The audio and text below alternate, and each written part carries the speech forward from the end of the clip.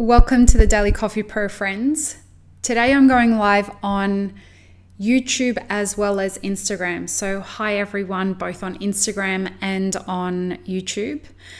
Today's episode of the podcast is brought to you by Elixir Specialty Coffee. Looks like whiskey, feels like tea made from coffee, and unlike anything you've ever tasted before, head to head to elixirspecialtycoffee.com and enter code IMAPITFORWARD to get 10% off your first order. So today on the Daily Coffee Pro by Map It Forward, the reason that I'm going live on Instagram as well as on YouTube is because today we're talking about our origin story. And if you are listening to this on your devices, I'm going to invite you to go and check out the video for this. And the reason is because I am going to let you in on my origin story, and it involves this. It's something that's called mati, yerba mate in some cultures. And this is my origin story into coffee. And I thought that I would bring you guys into understanding my origin story into coffee, which started when I was a little girl and it had nothing to do with coffee.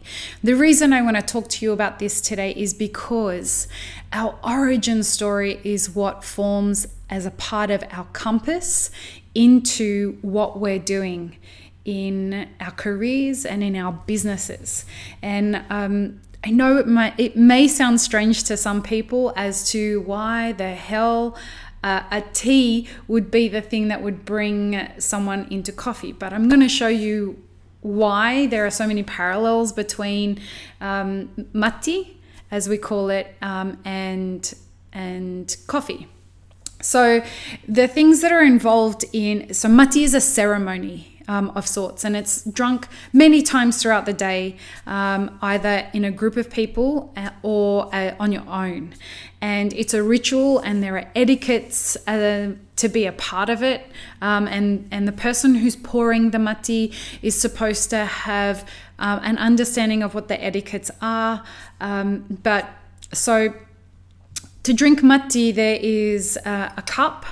And there is a straw. I am currently using a not very traditional cup because my actual mati glass broke, but a glass and a metal straw. And this is a part of a mati set that my mother gave me and my grandmother gave me. And so this little container here that's very pretty, it holds the tea in it. Mati is a green kind of tea that's made out of the leaf and the bark. And then we have a pot that has hot water in it, and that pot usually has a spout that is directional and targeted.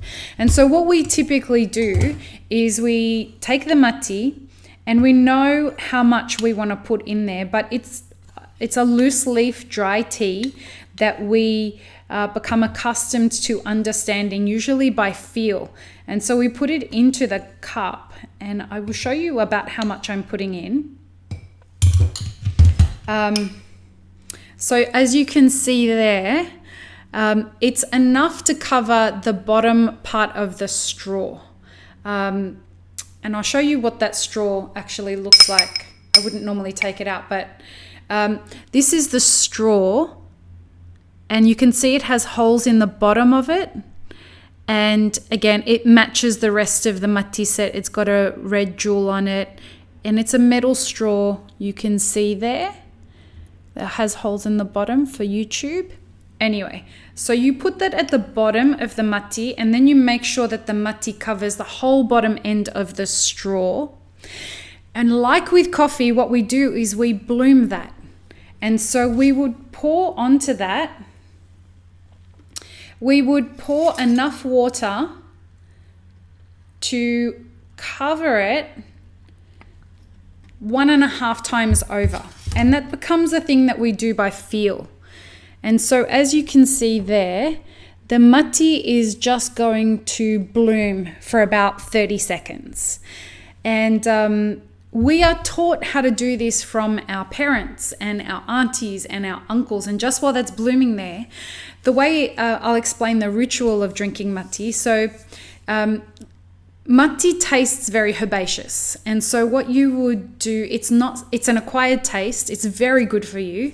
You can drink it with or without sugar. There are some cultures where they add things like sometimes they put lemon zest or ginger or even milk, which is kind of weird to most of us that just drink it with water. But same again, like with coffee, there's a whole bunch of different ways that you can drink it. Now, usually what will happen is our family would wake up in the morning and my mum would be pouring matti and we'll all drink out of the same glass. So I will pour, so my mother would pour one and she would drink that whole thing. So now that this is bloomed, I will just fill this to the top with water. And this was a ship bloom because there's still some of the matti that isn't, that's dry. But typically, so that's a full thing of matti. I would just drink this. And I drink this as, I don't have to rush through it, but I shouldn't take any more than about a minute to drink this. Now the water is the same kind of, about 68 degrees Celsius. I still don't know what that is in Fahrenheit, but drinking temperature. A question just came on Instagram, what cultures traditionally partake in this? It's a great question. Matti originated in the Argentinian culture and they drink it all across all different cultures. It was brought to our village in Syria. I was born in Australia, but my family was born in Syria. It was brought there when my great uncle's dancing group went and traveled to Argentina. And they brought this drink back with them to Syria. And this was, I think, in the 50s. And so our village just all started drinking matti. Someone started importing it, and it was how it became a part of our culture. But the beautiful thing about it is the ritual. So this is really, it's caffeinated.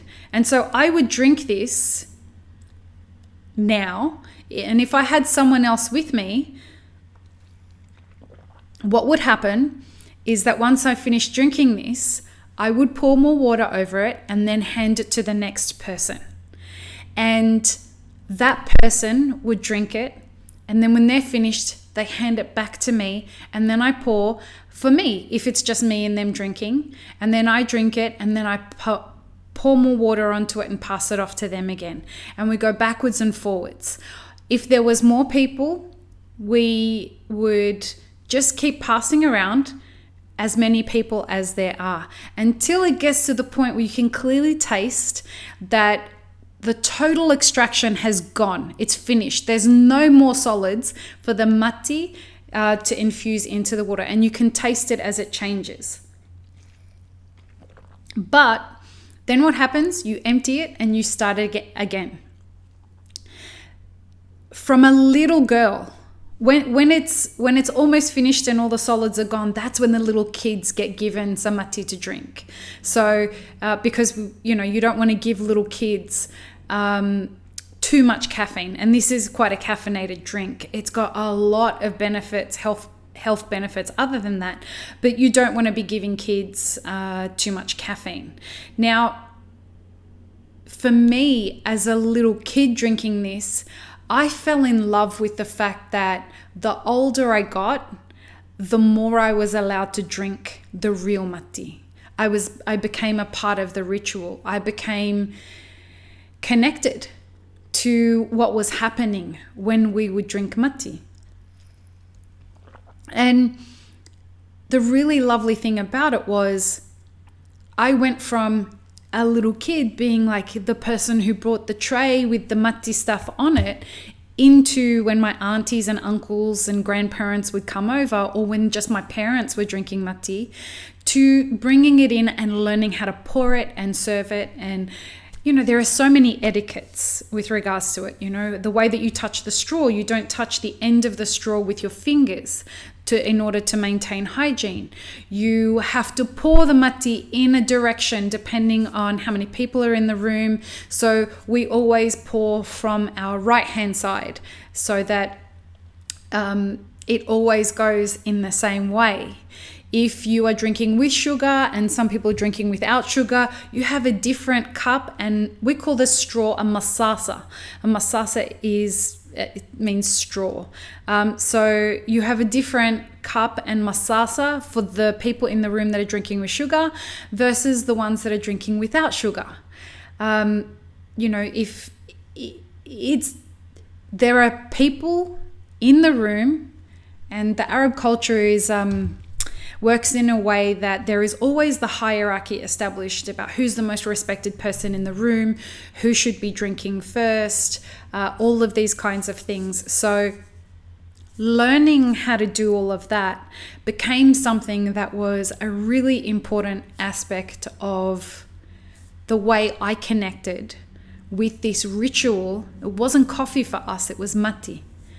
But then when I realized I wanted to move into coffee, the connection that I had to the ritual of doing things, the ritual of being a part of somebody's day into their version of my mati. So I would make this beverage for them and they would take it and drink it, and it became a part of the way that they started their day, much like mati was the way that I started my day. And coffee took on this whole different understanding for me when I could see that connection. And when I realized that they were choosing me, of all people that they could have chosen throughout the whole of Sydney or the whole of our local area, they chose me to partake in that ritual with. That's the thing that kept me bringing my A game every single day as a barista. My origin story would make me way more committed than my pay required me to be. I found a way to connect with my customers based on what brought me to the industry of coffee. And for me, being a part of the industry of coffee was that I was seeking learning how to be of service to people. And this was the way, mati was the way that I was learning how to be of service to people every single morning and every single afternoon. And it just made it very purposeful. That's my origin story. It's the reason I still drink mati today. As much as I love coffee, it's mati that keeps me connected to the part of me that keeps me showing up for coffee. It's because of this honor that I feel in partaking in a ritual that a customer chooses whenever they buy my beverage, Elixir. They don't have to choose us. They don't have to choose you, but they do. And for that reason alone, we should be bringing our A game in order to honor the very deliberate choice that somebody makes to welcome you into that ritual. And so, on that, I say cheers. Have an amazing rest of your day. I hope you've enjoyed this. And I'd love to hear what your origin story is and what brought you into the honor that is making and producing coffee for people. Peace, love, and peanut butter, everyone.